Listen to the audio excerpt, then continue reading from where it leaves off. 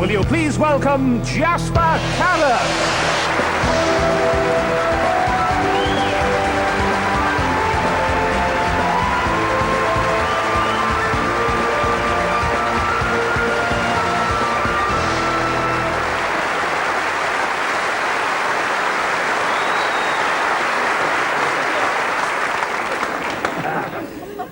The Royal Shakespeare Theatre, eh? I've always wanted to be a thespian, you know. Oh, I know all the old Shakespearean classics. I know them by heart, you know. A rose by any other name is still a rose. Death, where is thy sting? You can't get quicker than a quick fit bitter.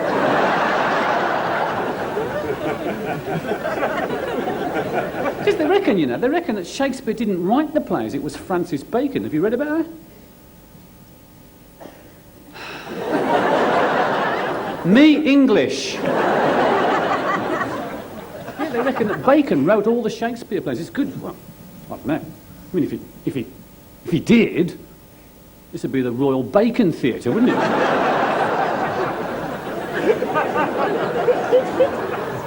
It'd be in Bacon country. Hamlet would be Danish bacon. Stratford. I haven't been here for ages. It's changed since the last time I was there. I can't believe all the Americans out there. It's like Vietnam.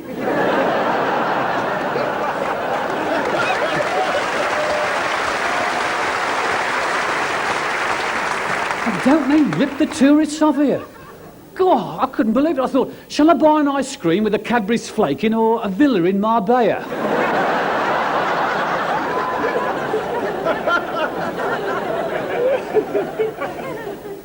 But I'm staying in a fabulous hotel, and, well, of course, I can't tell you which one it is. All the women come round afterwards and try and...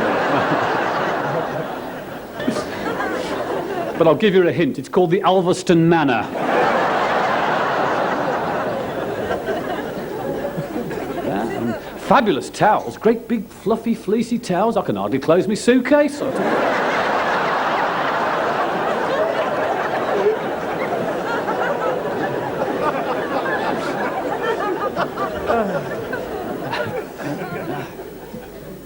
Somebody's trying to buy Birmingham City again. Eh? They must be off the topper, mustn't they? I mean, like, it's a secret. They won't say who it is. I reckon it's Sketchless.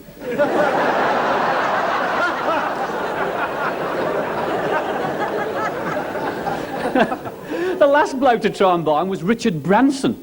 Yeah, I mean, no wonder he tried to kill himself in a balloon, but... He tried to buy Birmingham City, and part of the deal was, you know, get this, part of the deal was that the players ran round the pitch with Virgin written on the shirts. Hey, they've never scored in their lives and they got Virgin.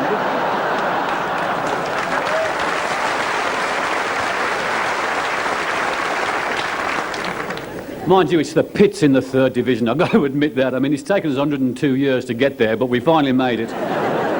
I went to a game after Christmas, and I said to the bloke standing next to me at half-time, "Oi!"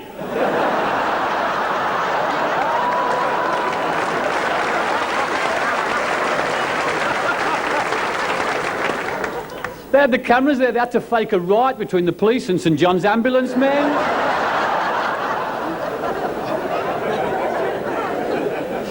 And I've got to tell you this.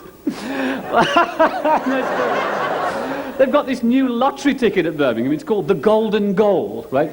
And you buy this ticket, it's about 25p, and you open it up, and there's a time in the ticket. And if the time is the same as the goal that Birmingham score first, you win 500 quid, right? So I bought this ticket, I opened it up, and it's got October in it.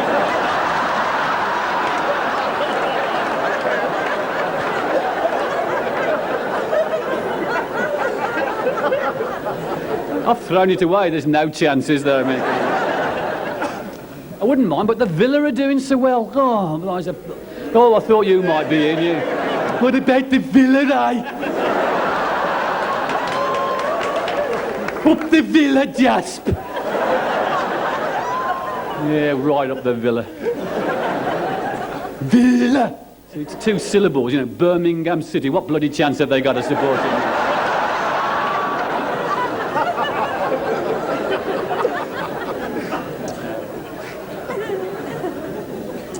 What else was I? I was doing loads of news a few months ago. I was doing all that Ken Dodd business. I was doing half an hour on Ken Dodd.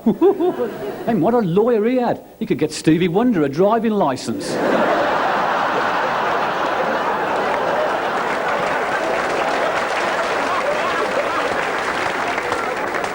He's got 2 new Diddy men, you know, Diddy Pay and Diddy L.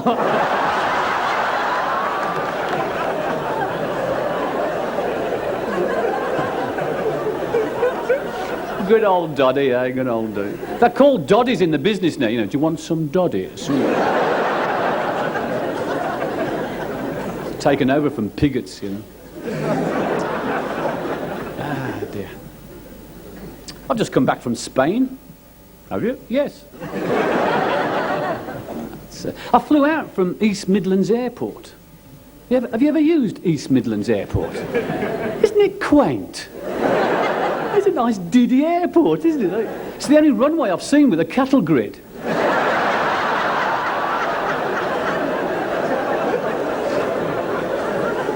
They've got air traffic control. It's a bloke with a megaphone. Get out the bloody road!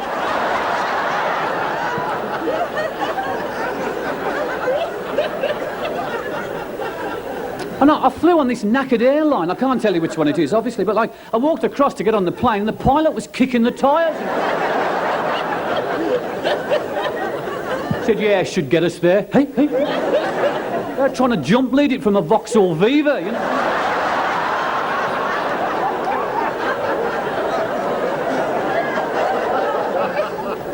I got on the plane, they took the steps away and the plane fell over.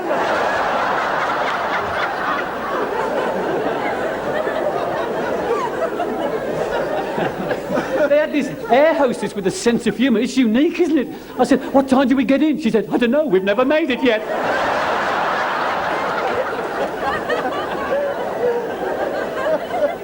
We started off down the runway and I thought we're never going to bloody take off here. I looked out the window, we're on the M1. You know.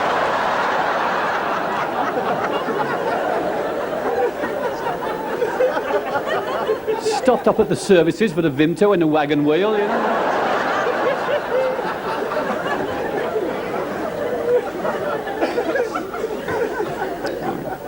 I flew back into Birmingham, so... I mean, I tell you what, I mean, just airports themselves are like the Krypton factor. I mean, not only just flying, I mean, you've got to go through all these silly business things. Like, I mean, you've got to go through passport control. I mean, like, has anybody here got a passport photo that's anywhere near half human? What is it, whenever you have your passport photo taken, you always end up looking like a demented ferret. And the passport officers, I mean, they do it every single time I go through. They do it with everybody. They do it hundreds of times a day. They get your passport, they open it up to the photo, and they go...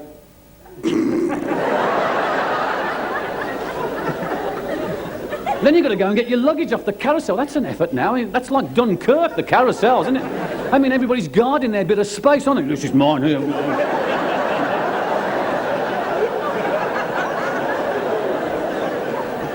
I get me luggage? No, you can't get your luggage. No, it's mine. I own this. And have you ever tried to spot baggage handlers? You know where your luggage comes through that square hole with all the bits of flapping going on? You ever tried to spot a baggage handler? You never do. They're like the Yeti. They must exist. I mean, you've seen their footprints in your luggage.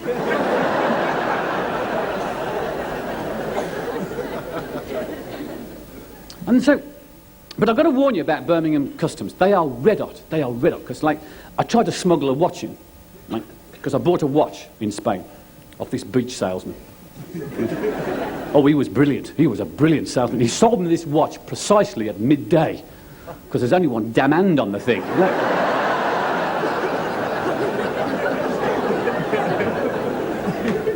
So I've got my trolley, like, and I'm going through customs, and it's a British way of life, isn't it? I mean, you can, no matter how many Brits are going through customs, they can all look in a different direction at the same time, you know. So I'm going through, and I've stuck this watch in my underpants. So but they'll never look there. So I'm going through, and it's got this alarm on it. I didn't know, it's the birdie song, right? So So I'm going through customs and you can hear dee-dee-dee-dee-dee-dee-dee-dee-dee-dee-dee. And I thought I got away with it, but this bloke recognised me and, hello, Jasper, how you going? Hey, you got the time on your cock?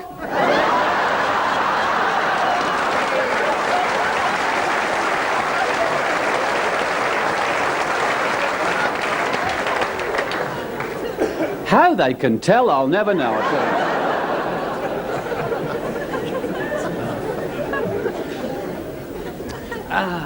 Stratford. Hey. I was just round about the town today. I saw loads of kids wearing flares.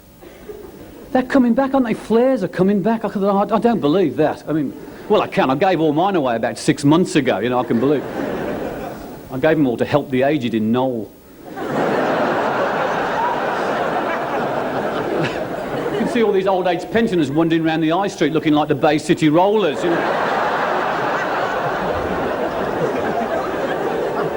The police keep doing them for drugs and all they can find are Steradin tablets.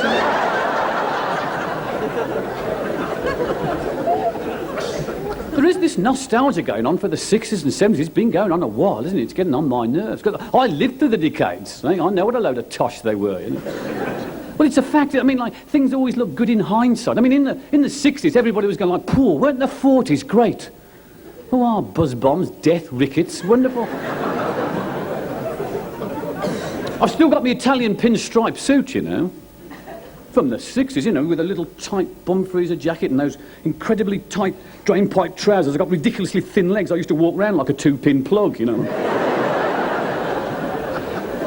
them big winkle pickers on each foot, immense winkle pickers, and used to queue up outside the Locarno to get in. The queue was about a mile long, There's only 4 of you in it,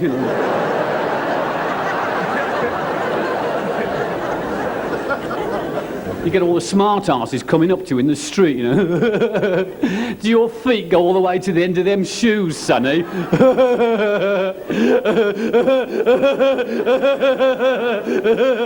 No, constable. Does your head go all the way to the top of that helmet?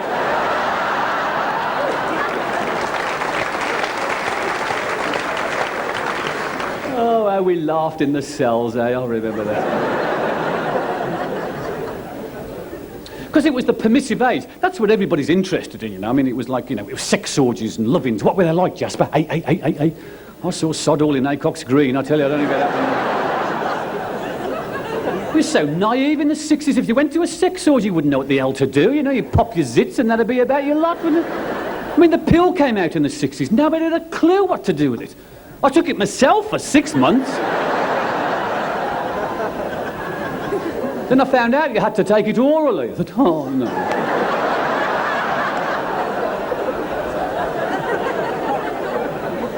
You try sticking one of them down your willy. It's no joke.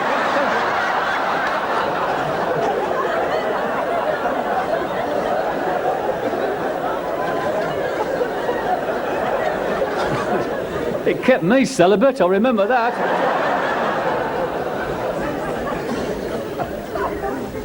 We were so naive, nobody knew anything about it, because sex was called it in the 60s. Are you getting enough of it? There was all these facts and figures and that you read about in the papers, like 70% of women in the 60s preferred a night out in a restaurant to a session in bed. I know. I went out with every damn single one of them. The classical article of the 60s was this woman claimed that women got more of a sexual thrill on the back of a motorbike than they did between the sheets. And so to get it on in the 60s, you had to get your girlfriend on the mattress and blast her with a hairdryer and hurl dead insects into her face.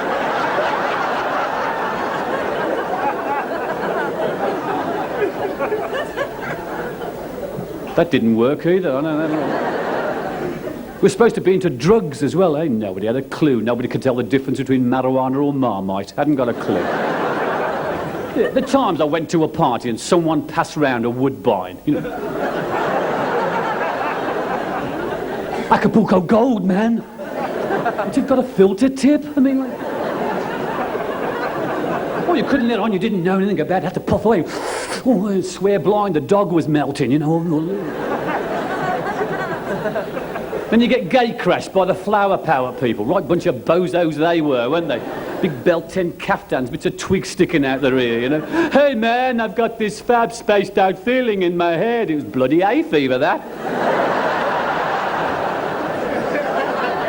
They all carried a copy of the Sgt. Pepper album round with them. Hey, because if you played the Sgt. Pepper album backwards, there was a message from the devil. We'd be there, 40 of us, trying to get eye on a woodbine, listen to the Sgt. Pepper album going backwards, you know.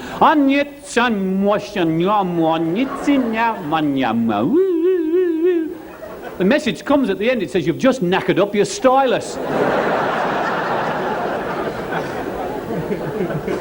It never used to matter, because we used to have those Dansette record players. Remember them orange box things with a bit of vinyl stuck on it? You used to buy them from Woolworths under a big sign saying shitty gramophones. You could put 400 singles on it in one go.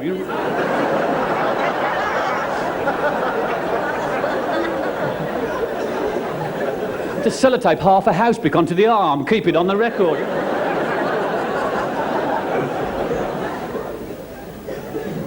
Woolies still sell them, I think. I haven't been in for a while. You know. Is there a Woolies in Stratford? Yes. They never change, do they, Woolies? Always been the same, you know. Even the assistants. They must breed them somewhere special, you know.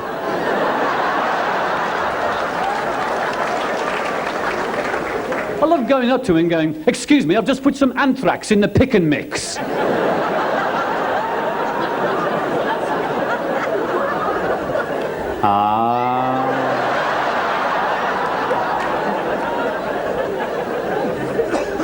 It's not my counter.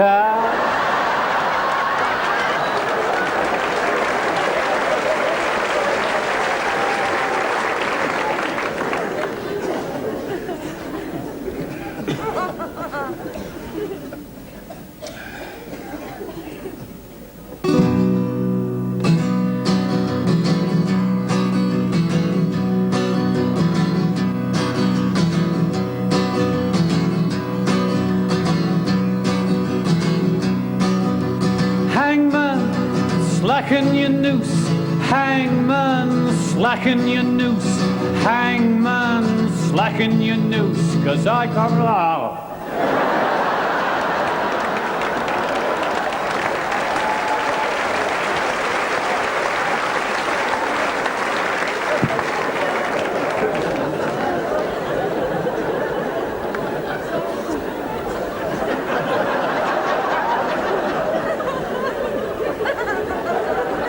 A bit sick, aren't you? Oh, good. All right. Any good Chinese restaurants in Stratford? No. Okay, fine. Next. So, I'm into Chinese food a bit. You into Chinese food? Yeah. Yeah. Well, sort of. I don't know, really. Are you? Well, I don't know. Go on, you answer him. I'm not answering him now. Go on, you like Chinese food, or you did? Well, I don't know. Go on. No, I'm not saying anything. I'm from Warwick. I'm not saying anything. Anybody from Warwick? Yeah. Super place. So. No, I'm really into Chinese food. Just this, see if you associate with this. Whenever you go into a Chinese restaurant, right, you're always mob-handed for a start, and there's always like about 12 of you going, You hardly ever go in singles or pairs. It's always 12, And you sit down, right, and the waiter comes up, right, and Chinese waiters are always in a hurry, you know. What do you want?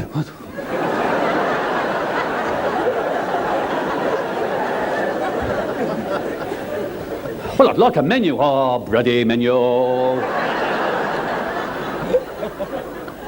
And you've got to order straight away, haven't you? I mean, like, they don't walk away and leave you to order. They stand and they hover, don't you? What do you want? I don't know. Anything. Just order anything.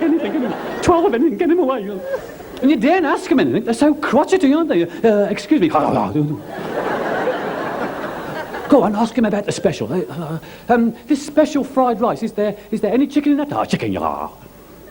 Is there any pork? Pork, yeah, pork chicken, yeah. Is there any water jet? Water jet, no, yeah. Is there any cement in it? Cement, yeah, yeah.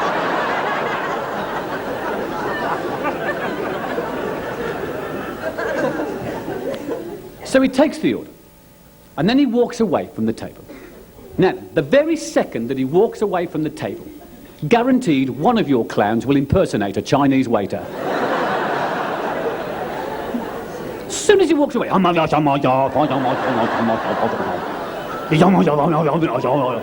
if he's bloody deaf.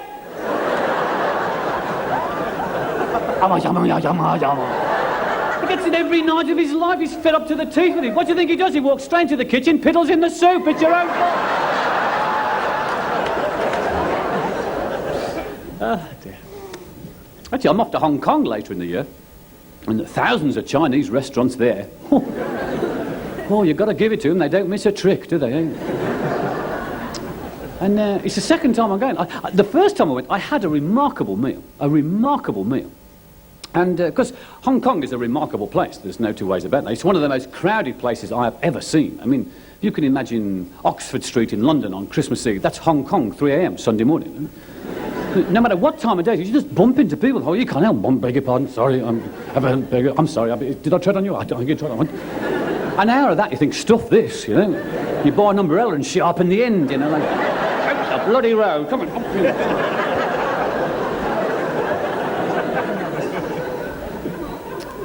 And when I got there, I was doing a couple of shows, you see, and the promoter was an English fella. And he said to me, is there anything you'd like, in particular while you're in Hong Kong, anything we can do for you? And I said, yes, there is, yes.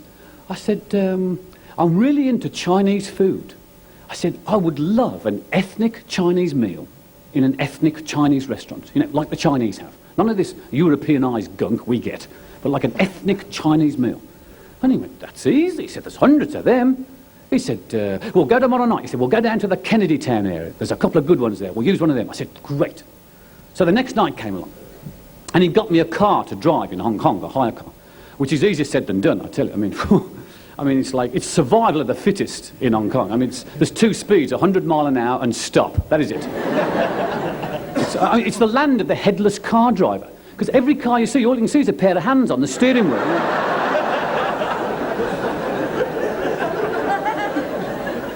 And they've got traffic lights, but they just change colour. That's all they do. Nobody takes a blind bit of notice of the damn things, you know, which is really scary when you don't know that, you know, because, like, I got to Hong Kong and I had to get to my hotel from the airport, so I took a taxi, and I didn't know anything about driving in Hong Kong, and I sat in the back of this taxi and he started up. I thought, blimey, he's going a bit here, eh? This wouldn't take long, eh? He's leaving this red light a bit late.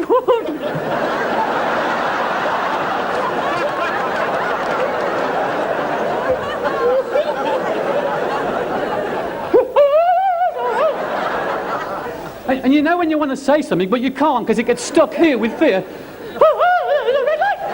Stop! There's a red light! Oh, yeah, just got the red light! He just sat there going,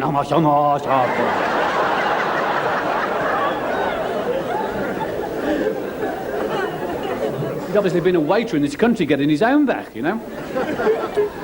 So I've got to drive in this. And the geezer that's got in the car, he said, when you drive in Hong Kong, he said, don't think, do it. He said, you haven't got time to think, you live on your instinct here. So I said, oh, right. What he didn't tell me is that if somebody indicates in Hong Kong, it's a con. Because, like, I'm driving in this line of traffic, and they drive the same side of the road as us, and it's a two-way traffic, right? And we're belting along, and I'm right up to the bloke in front. I mean, I'm right up to him, bumper to bumper. I mean, you don't leave a gap in Hong Kong, 9, 12 inches, something gets in. You know, a rickshaw, you know.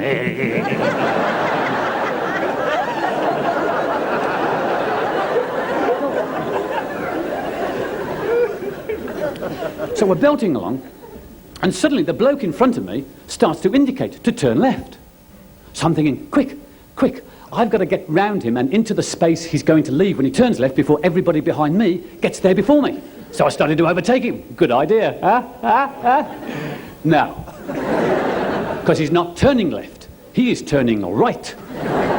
And the only way he can stop the oncoming traffic to turn right is to put someone on that side of the road.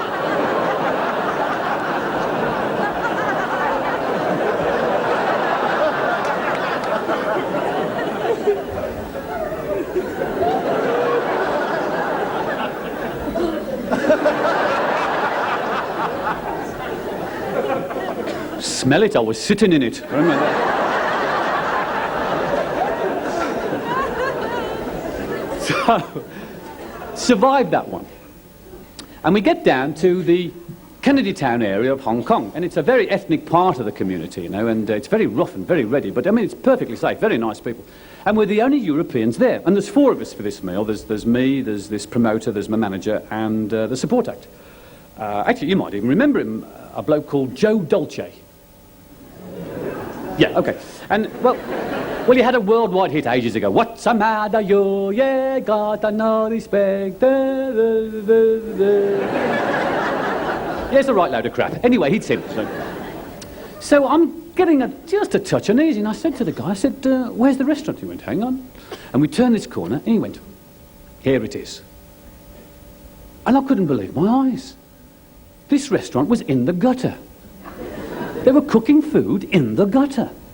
There's about 4 or 5 of these restaurants in this closed-off street cooking food in the gutter. There was these hundreds of baskets of live chickens and ducks and animals and great big rats like rabbits scurrying around everywhere. I could feel the plague coming on. Oh, is this where we're eating? He went, yeah, it's ethnic. Oh, good. So the owner of the restaurant comes bounding over, and he knows this English fella, you see, and this English fella speaks Chinese. Well, when I say that, he speaks one word, which is wiki. And it gets him absolutely everywhere. It's remarkable. He went, oh, wiki, wiki, wiki, wiki, wiki. Oh, da, wiki, wiki, wiki, wiki, wiki, wiki. Wiki, wiki, wiki, wiki, wiki. Oh, da, wiki, wiki, wiki, wiki, wiki. Wiki, wiki, wiki. This is Jasper Carrott. This is his manager. This is Joe Dolce. Oh, Joe Dolce. Oh, what the matter, you? Yeah, what the matter. I don't believe this, you know. Anyway, he's very proud of his restaurant, you know. It's got a bit of tarpaulin and a light bulb dangling down. And he takes us over to this table, this round table with these stools, you see, and we sit down there, and he brings some chopsticks up. I'm about to pick him up, and the bloke said, don't touch him. He says, don't touch him. It's all right, stoop, stoop, stoop. And he got this boiling hot water, and he sterilised the chopsticks in the water, saying, you can't be too careful. Well, I'm really looking forward to this, you can imagine, you see. So then Wiki starts to bring the food up, and there's all this mangled cabbage and stuff, you know, that you can choose from. And then he brought the meat, right? 4 trays of raw meat. I didn't recognise any of it. It was like a road accident. I hadn't got a clue. I'll just have some boiled cabbage, thank you. That'll do. The bloke said, come on, you're only here once, it's all right. It's all right. I said, have some chicken, you can recognise that. I said, all right, I'll have some chicken, please, some chicken. I said, oh, have you got any fish? Wiki? Wiki, wiki, oh, wiki, wiki. And he dragged me over to this tank of live fish. And he wants me to choose a fish to eat. I don't want to choose a fish to eat. I don't mind when it's dead and it's filleted and the head's missing, but I don't want it waving at me first, you know. Anyway, it was this fish that looked like Bernard Manning, so I said, I'll have him. So Wiki gets his net out and he starts chasing Bernard round the tank, you know. I mean, Bernard knows what's coming. He's off, you know. Starts hiding under this big rock, you know. And the rest of the fish are safe, so they're watching with interest, you know. Psst, he's under the rock, he's under the rock.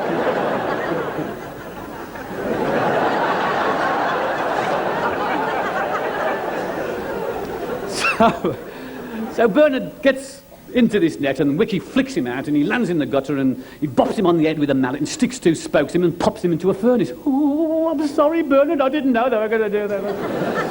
And I felt really guilty. Well, you would, wouldn't you? You know, like, and they bought the boiled cabbage and ate that, and then they bought Bernard. I couldn't look him in the eye. The other one had fallen out. Oh, God knows where it was. And then they bought the chicken, right? And it looks like chicken, and it tastes like chicken. And to be fair, it is, and it's pretty good, right? And 3 of us have ordered chicken, right? And Joe's ordered battered wiki. And God knows what that was, sweet and sour aardvark or something, I ain't got a clue. And this chicken is pretty good, I've got to say that, you know. And after about 10 minutes or so, we've all got big mouthfuls of chicken, a couple of glasses of sake, and we're well away. And I thought, well, I might have been a bit premature here, this is all right. When, out of the corner of my eye, I saw this Chinaman go across to this big basket of live chickens. And I knew something was going to happen. Because all the fish had gone to the bottom end of the tank and were watching, you know.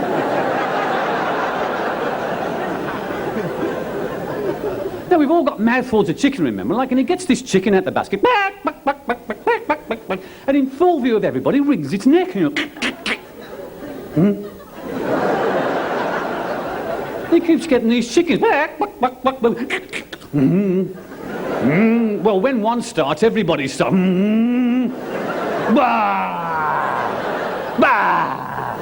The table was a right mess, you can imagine, eh? Oh, yeah, you couldn't tell what you'd eaten or what you were going to eat. You had no chance. And then he gets this one chicken without a word of lie, goes, throws the chicken aside, but hasn't killed the chicken. It's just ripped this chicken's neck. This chicken can't believe it. It's alive. It's free. It's off down the road.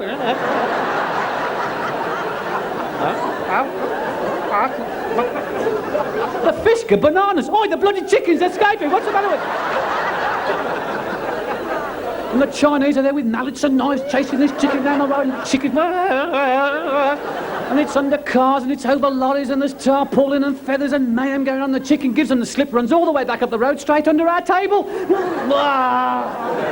And the Chinese surround the table. They're trying to get this chicken out. We're trying to protect it, and I couldn't believe it. This Chinaman gets this one big bag of corn, starts throwing corn to the chicken to entice it out, as if the chicken could eat corn with a ripped neck. It's had a bloody good go.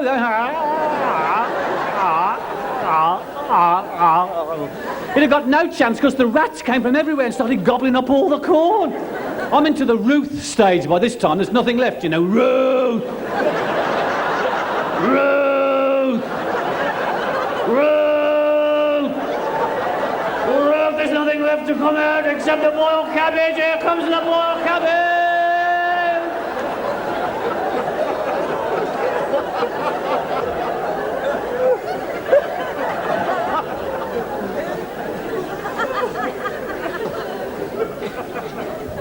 So I'm looking forward to going back in July, you see.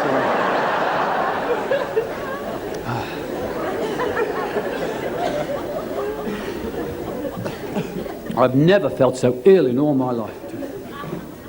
The next night, we must have been mental. The next night, we went to an Indian restaurant in Hong Kong. We must have been off our tops. We were feeling homesick. That's basically why we went.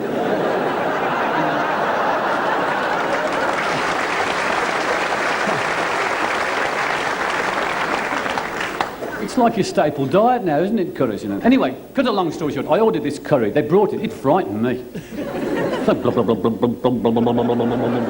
it was blooming triffage in here, you know. I put my spoon in and it didn't come out.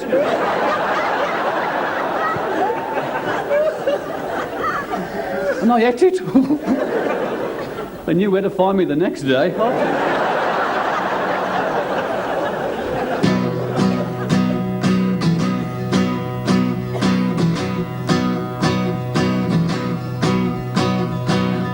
Just wild about acne. Acne grows wild about me. I'm just covered in gurgling zits. As far as the eye can see, they call me mellow yellow.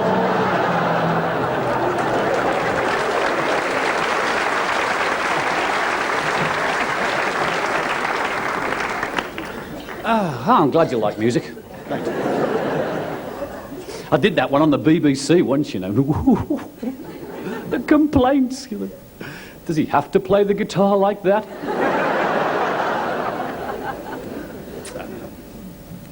Dear. Everybody complains when you do TV, you know. It's like a national pastime. It's getting awkward as well. Well, I think so. It's getting a bit sort of, I don't know, sinister. Do you know I was sued 18 months ago by an MP? For something I said about him on television, Denzel Davis. He sued me and won. Bastard.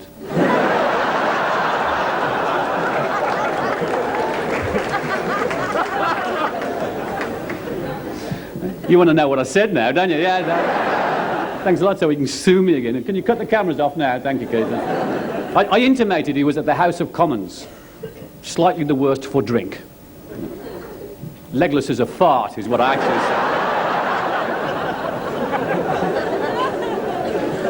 said. You don't do that with MPs, do you? Totally untrue, of course. Look, you did it. I had my first complaint from Mary Whitehouse a while ago. Hey, that's like getting your medals in comedy, isn't it?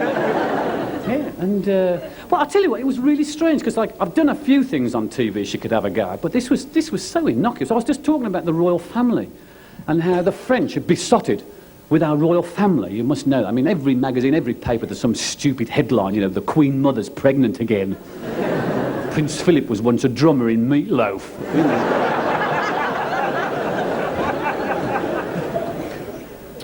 Everybody complains. Sun readers complain. Oh, all the time, eh? They'd write in if they could.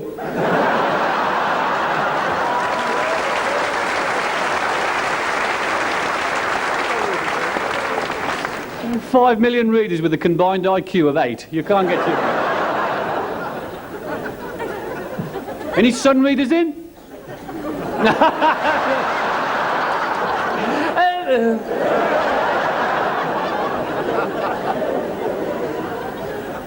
You can always tell Sun readers they've got hunched shoulders and flat heads. That's right, because whenever you tell them a joke, they go, hey.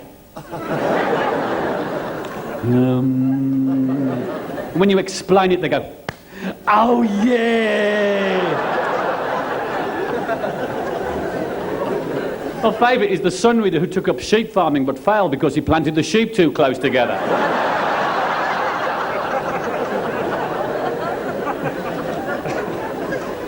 It is a rag of a paper. I mean, I can't believe people buy it. I mean, you can't even use it for bog paper, can you? Well, you can't. You wipe more on than you take off.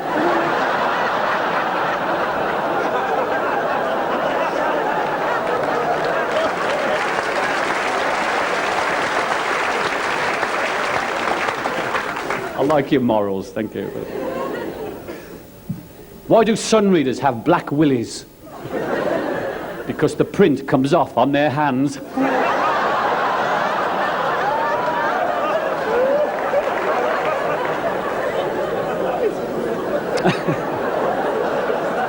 I'm sorry. There's a bloke on the front row looking.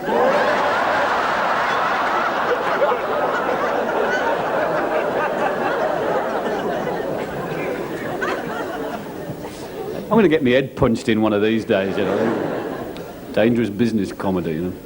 You're always in trouble. No matter what you do, you can never stay out of it. The worst thing I ever did on television. Go on, I'll tell you, you've got a sense of humour, doesn't matter. They can cut it out afterwards.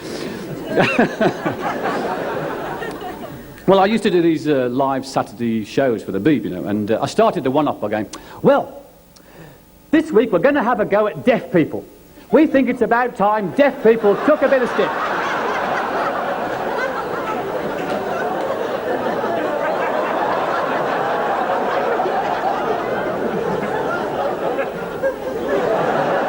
We had thousands of letters. God knows who told them. Thousands.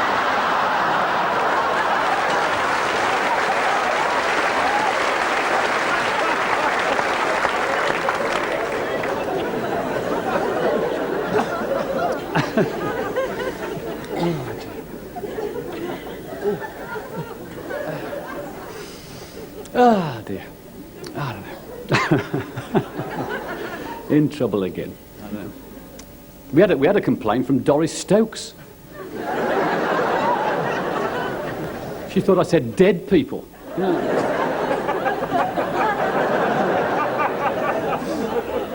I try to explain, it's no good, you know. It's, I don't know. She was a lovely old girl, Doris, you know. Met her a couple of times. And I thought she made fortune. She had a great scam going. I mean, she'd come here, you know, like in, well, I don't know, 1,500 people and go, is there anybody here called John? Yes, my name's John. How does she do it? I don't know, it's a miracle, it's unbelievable. There's another one, isn't there? Doris Collins. You've got to be called Doris to be a medium, haven't you? Doris Nostradamus. I wonder if it was possible. No, I don't suppose so. It's a grey area, isn't it? I mean, you can never prove it one way or another. It's just like, I don't know, you either take it or you don't. I mean, personally, I can't. You know, I mean, horoscopes, all that sort of business. I mean, it doesn't work mathematically for me, that.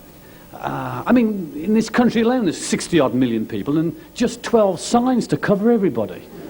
It's a bit iffy, isn't it? I mean, you read your daily horoscope, be careful in dealings with a loved one or a mishap may occur, and 4.5 million Sagittarians dash out and buy a condom.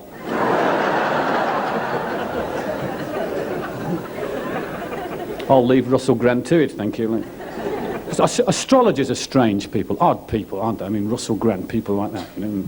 And you meet them at parties. You ever come across them at parties? Aren't they a pain? Hello? Excuse me, hello?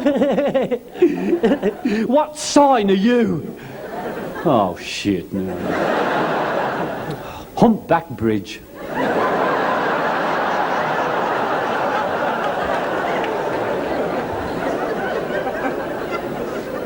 Slippery when wet. That's a good one. That gets it. I was lucky. I was born in March. I can always say Pisces. Oh, no, I think you'll find that's pronounced Pisces. No, it's Pisces, as in off.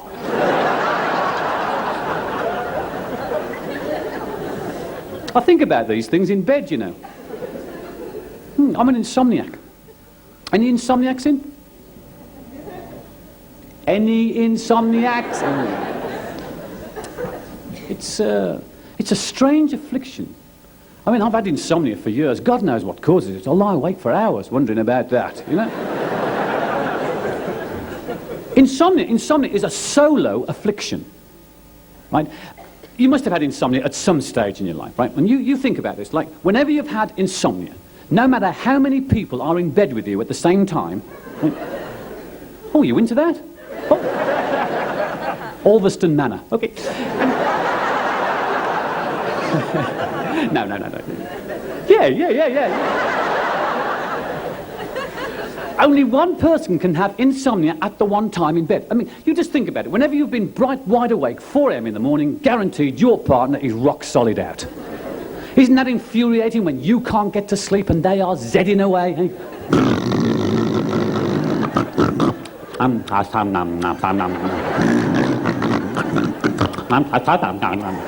Shut up!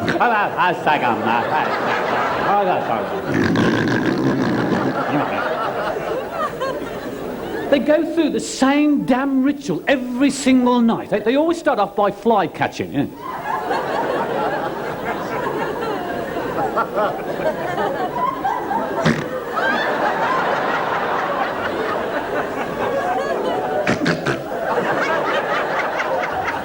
Shut up!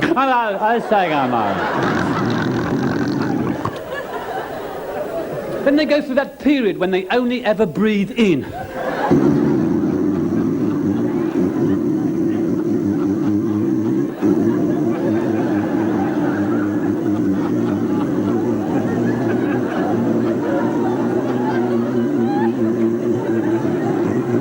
Breathe out, for Christ's sake! They start sucking all the air out of the room. I can't breathe! I'm suffocating! I'm dying! Breathe out! I'm dying! And then you go...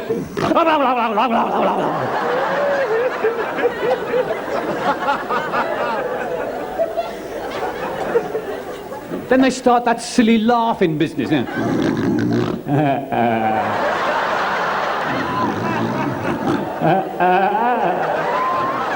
Oh, stop it, Malcolm. Who's Malcolm? Who's Malcolm? The bread's in the middle of the road.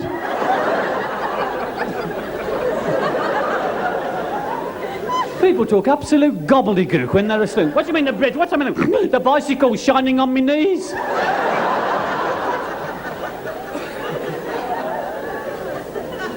Nothing wakes them, does it? Until you are asleep. Oh, yes, then they hear a mouse in the garden move a pebble.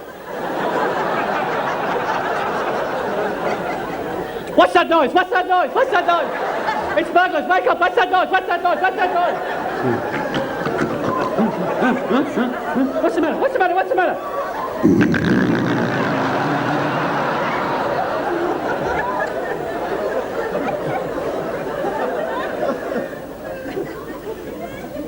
I've tried everything to cure insomnia. I bought a waterbed, left me electric blanket on the first night. I woke up poached. I thought, this is brilliant.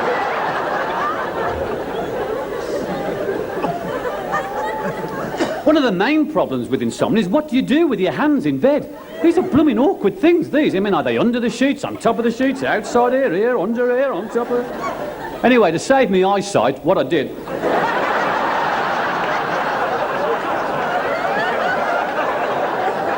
You are insomniacs, you see.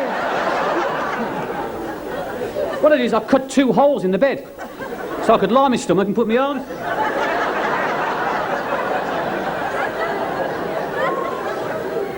It's all right till you turn over in the middle of the night. You've got a ruddy great bed on top of it.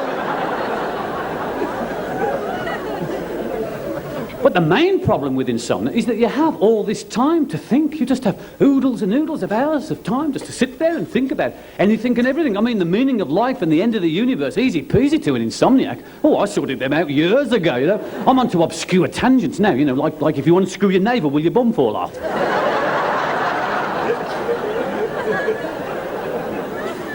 And all those imponderable questions of life, like, why do women pluck their eyebrows? That's kept me going for years, that. I could never figure it out. You stand in front of a mirror with a great big pair of tweezers, yanking out every single hair with incredible amounts of pain, and when you've finished, you get this big black crayon and you fill the damn things back in again.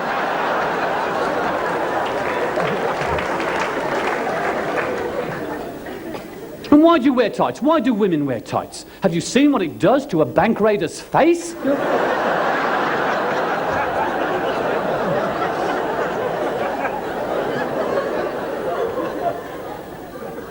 Very odd, very odd. And men can be as odd. Men are as strange. It's no women's prerogative by any means. I mean, all those construction workers, they're odd. All those builders and plasterers, you know, they all wear those special trousers. Yeah, you know which ones I'm on about, eh? They show 3 inches of bum cleavage. I mean, the plumber comes round to do the sink, bends over to do it, 3 inches of bum cleavage, staring at you. And you've got to look at it, haven't you? You've got to look at it. It's like a moth to a light bulb. I've got to stare at this bum cleavage. Mary, come and have a look. It's unbelievable.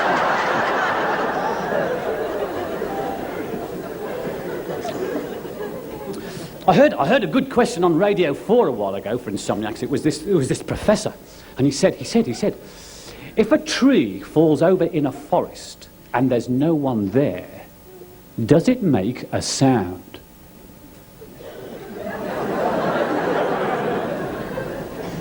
And I thought,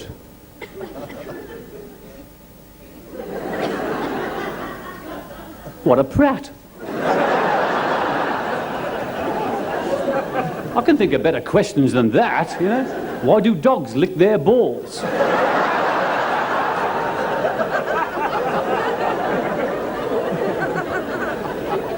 Because they can.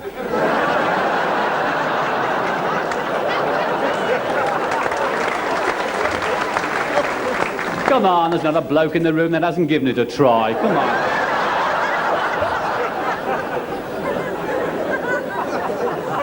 The secret is to give the dog a bone first, and he lets you. It's simple.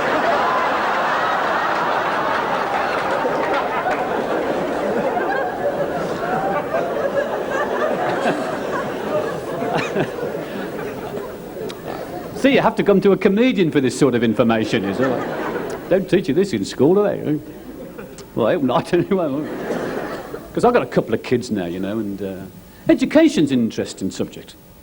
Because it's interesting looking at it from both sides, you know, from pupil and from parent, and it's like nothing's changed. Everybody thinks it's better or worse or whatever. Nothing's changed. It's exactly the same as when we went. Because, like, the emphasis is still on the 3 R's. You know, we had to learn the 3 R's. Well, you've got to cram the 3 R's down your kid's throat still. You know, he's got to learn his reading, or writing, and arithmetic. No wonder all doolally by the time we're 8, you know. Then they tell you that Nat starts with a G, Knickers starts with a K.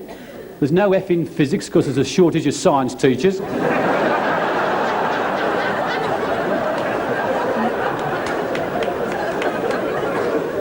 Nothing's changed, you see, nothing's changed.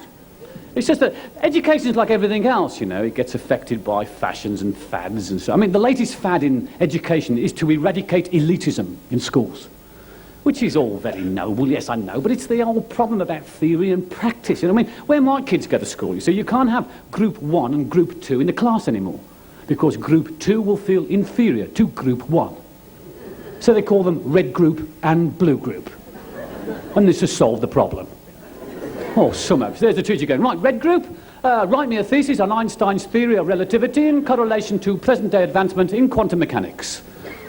And Blue Group, play with your jelly molds.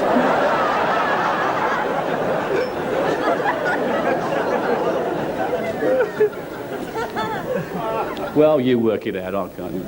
I was a jelly molds kid, me, you know, I don't know. I was useless at school. I mean, just academically hopeless, you know, like, and even my hands, you know, normally you're either good with your hands or good with your brain. Now I couldn't make it on either count. I mean, like, I was 6 years in carpentry, 6 years, and I built one miserable stool with 5 legs. You know. After the 4th year, the master said, "Oh, go and put another leg on it, Carrott, will you?" Like, at least it might stand up then, you know. In 6 years, I used so much wood, you could have built the entire cast of Neighbours, you know. I was much better at metalwork. I was 4 years in metalwork, and in 4 years I built a butter dish that was slightly bigger than a deep freeze. And this remarkable keyring that took the metalwork master and 4 sixth formers to carry out to the tip.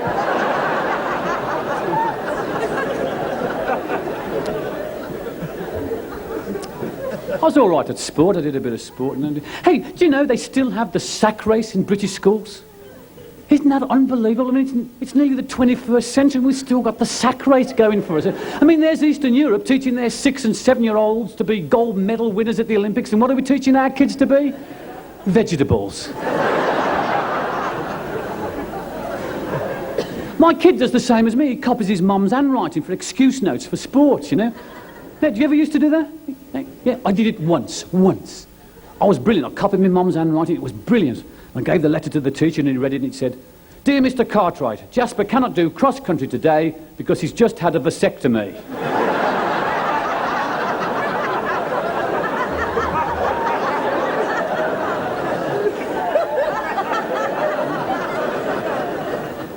Painful, is it, Carrott? Yes, sir, I can hardly breathe.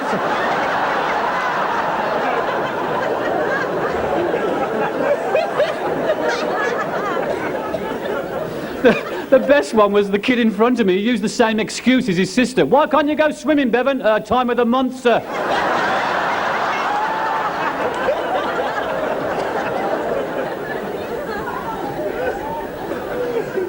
They beat the hell out of him, you know. But education works, you know. I mean, it always will, I suppose. My kids are brilliant, you know. All children today are brilliant. Have you seen children with computers? It is astounding. I mean, I can't handle computers. I've got the telephone's about my limit, you know. But I've got a 10-year-old kid. He's got this computer and he wangs away on it, you know. And it's lights flashing. There you are, Father. A complete breakdown of why my pocket money should be increased in line with unit-linked bonds.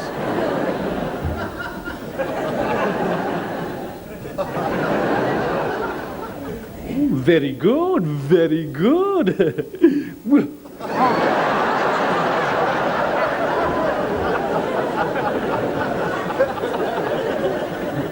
Don't smart-ass me, kid, you know. But life's a misery at the moment, because, like, the kids have discovered the Space Invader machine in the loft. You know, the Atari Space Invader machine, and they keep wanting me to play Space Invaders, and I can't play the damn game, useless at it. It's taken me 15 years to master the tennis game. You know, beep! Beep! Beep, beep! What the bloody hell was that?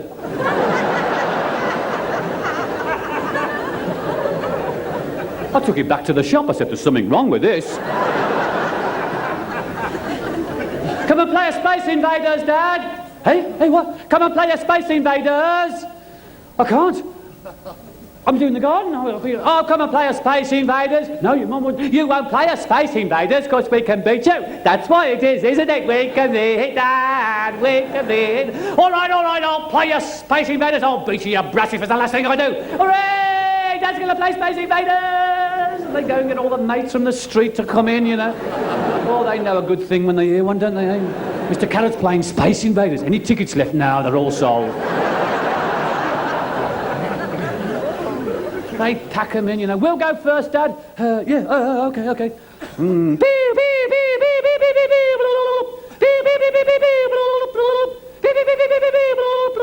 They're on for a blooming hour, aren't they? 8.5 million, Dad. You'll go.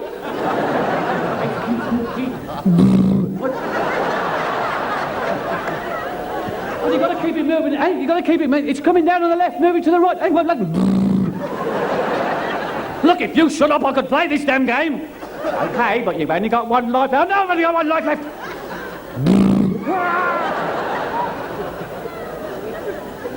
You got 4 points, Dad. I know I got 4 points. Well, it was 3 more than yesterday. Shut up!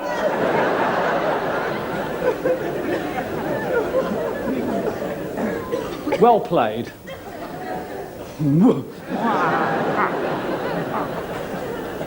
All the kids in our street walk round like this, you know. You've been playing Mr. Carrott, Space Invaders.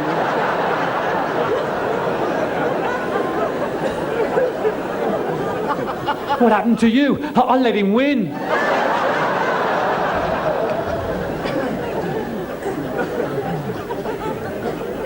Isn't it stupid a grown man can't play Space Invaders? I'm determined to beat him, you know. I thought, what I'll do is I'll practice.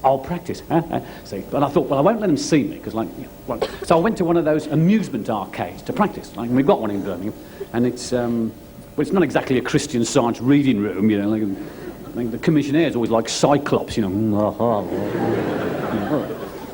Anyway, I found this super hyper Space Invader machine in there, and I thought, I'll teach these kids, you know. And I got a big bag of coins, and I got a 20p piece out, and I put it in the machine, and this machine started to rumble, you know.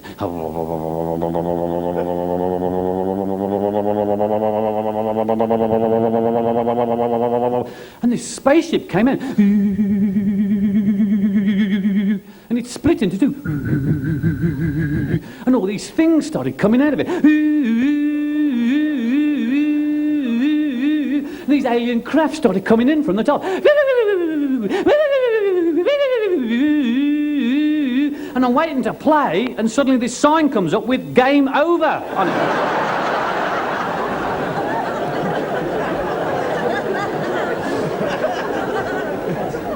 I thought there must be something wrong with this. I started to give it a good kicking, you know. And Cyclops came over. Tried to force my head down the coin slot.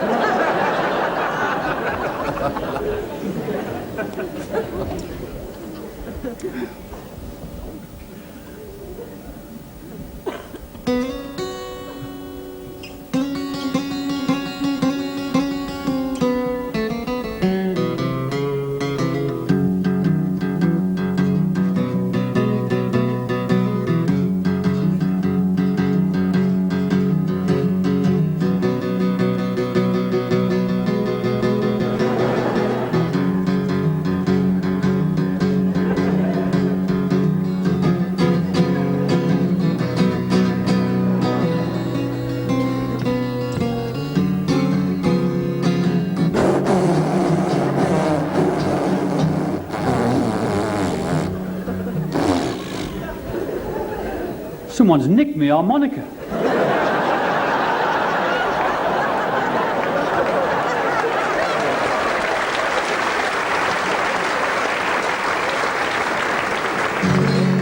Unforgettable.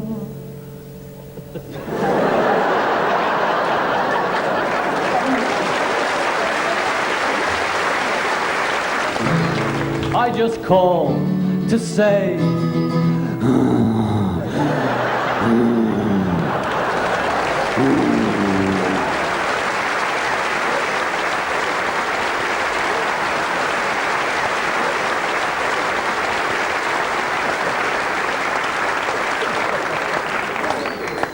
are sick out there, aren't you?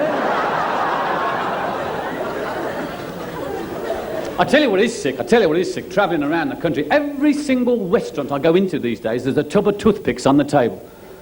What a revolting habit that is. Where the hell do we pick that up from, eh? And these steak bars are the worst. I'm fed up of going into a Bernie and eating me T-bone steak, watching someone who's just eaten his trying to get half of it back out onto the plate.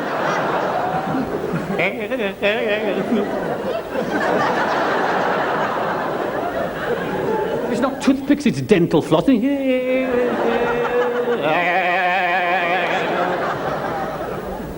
Something's happening to our restaurants. It's going down the pan. I mean, fast food was all, but instant food. Why do we have to have instant food? I want my food now. Cram it down, God, I can't wait. It's Kentucky Fried Chicken. It's like reconstituted hush puppy, isn't it? And doner kebab. What meat is that? It's like a bloody great elephant's leg in the window, isn't it? No matter how much meat you cut off, you go back next day and it's grown. It's destroying our traditions. That's what I don't know. I mean, I don't know what it's like around here. There's hardly a fish and chip shop left in Birmingham now. You go into a fish and chip shop, you hang about for about 2 seconds. It's like, come on! What are you doing? Cooking the food?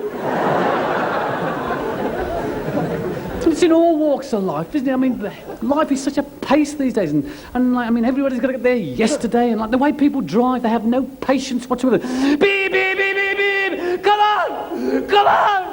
You can get a tank through that gap! Beep, beep, beep, beep. Oh, don't bother to indicate, pal, I'm clairvoyant.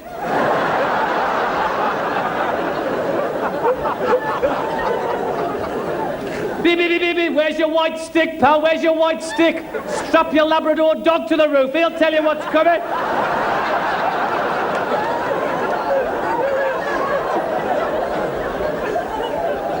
It's lethal out on the road. It's lethal. The latest curse is boy racists. Hey, someone out there is breeding boy racists. Come on, own up. Do something. Have a vasectomy. Let's just do something. They've been to see, you know, blurred adverts going by at 300 mile an hour at Silverstone, so they've got to do the same. So what do? They come home and they buy a Ford Anglia. Paint red stripes up the side. Get rid of the steering wheel and replace it with a leather-bound shirt button.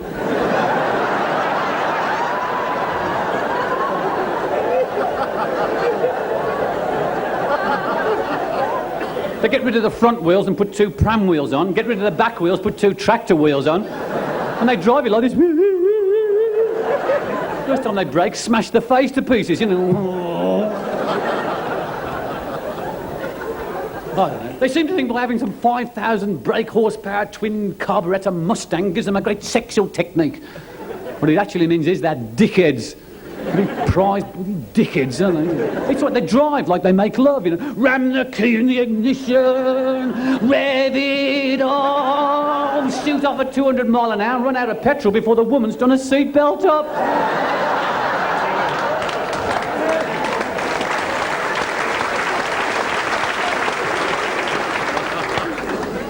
And there's some dickhead cars on the road, aren't there? I mean, come on, I can't believe what people buy these days. When all the slick stuff you can buy. Do you know people still buy that French thing? That 2CV? Like an upturned corrugated pram on wheels. Only the French could design a car like that and sell it to us. Who buys them? I tell you who buys them. 2CVs. That's vegetarians. That's who buy 2CVs. Vegetarians. Every time you see a 2CV, there's about 90 vegetarians in the damn thing. Munching lentil burgers and God knows what.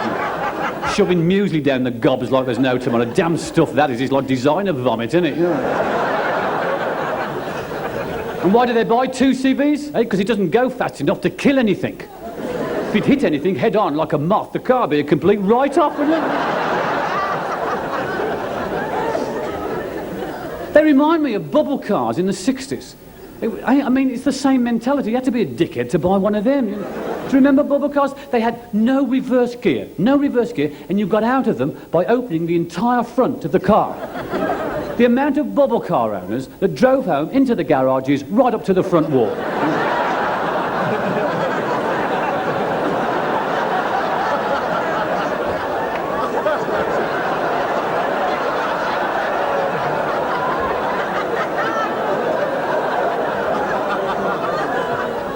bubble car owners died in the garages than out on the road, you know. Then there's the Reliant Robin three-wheeler. Yeah! Anything the French can do, we can do better, that's right. Do you know, I found out the other day they actually make Reliant Robin three-wheelers brand new.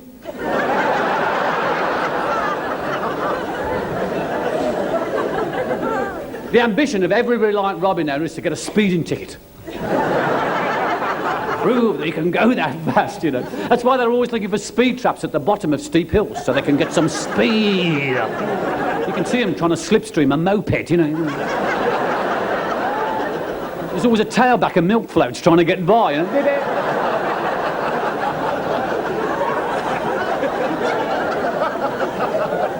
And to impress the copper on duty, as they pass him at the bottom of the hill, they wind the window down. And as they go by, they go, round!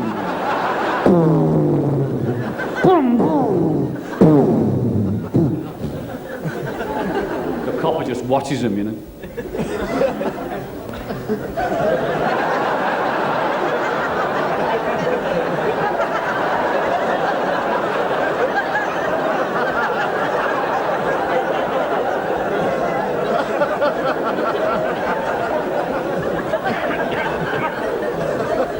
I've got the number, Sarge.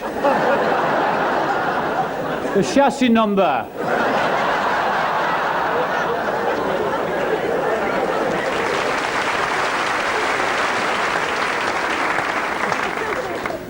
Wonderful cars.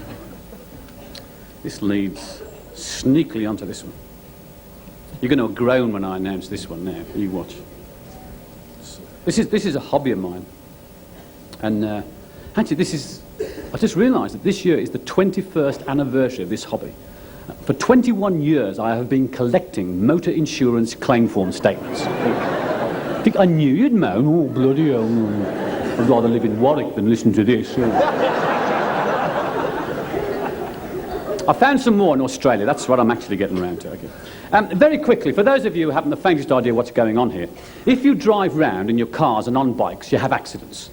And when you have an accident, your insurance company sends you a claim form, and it's a pretty standard claim form, and lots of stupid questions, you know, like what's your name and where do you live? They've posted you the damn form, surely they know this. And on the back is a big empty space, and it says at the top, give in your own words a description of how the accident occurred. This is where you get your chance to write your version down, right? Probably totally different from everybody else's. What I'll do first is I'll do some British ones to give you the idea of how they go, okay? People ask me whether I've made these up myself, and honestly I haven't. These are genuinely what people have written on their claim forms when they've had an accident and sent into these insurance offices around the British Isles. Things like, leaving home for work, I drove out of my drive straight into a bus. The bus was 5 minutes early.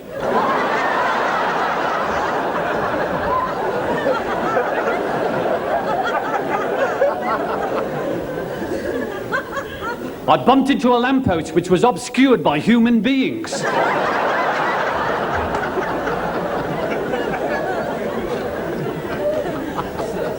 Coming home, I drove into the wrong house and collided with a tree I haven't got.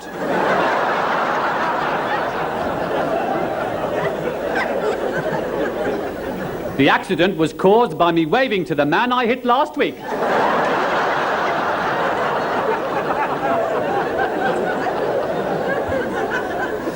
I knocked over a man. He admitted it was his fault, had he'd been knocked over before.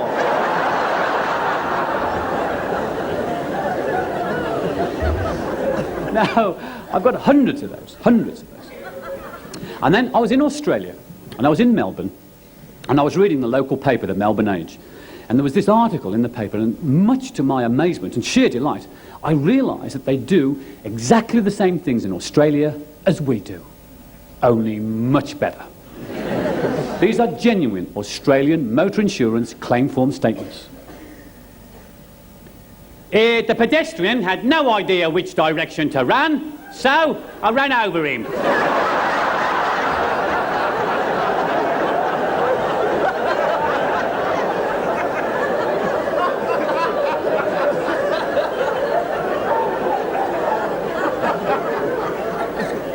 The bloke was all over the road. I had to swerve a number of times before I hit him.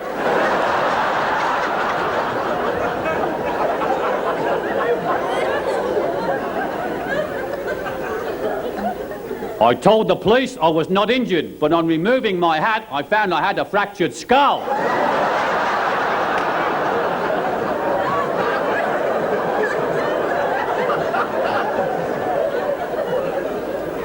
I had been driving for 40 years when I fell asleep at the wheel.